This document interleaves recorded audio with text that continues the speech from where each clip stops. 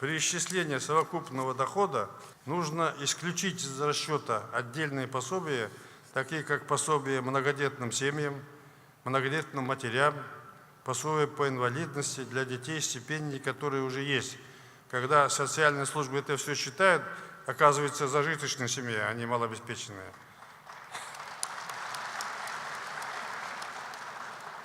Вот это надо учесть. В результате адресной социальной помощью будет охвачено в этом году свыше 830 тысяч человек, в том числе почти 550 тысяч детей. Также поручаю повысить пособие родителям, опекунам и семьям, воспитывающим детей-инвалидов, на 30%.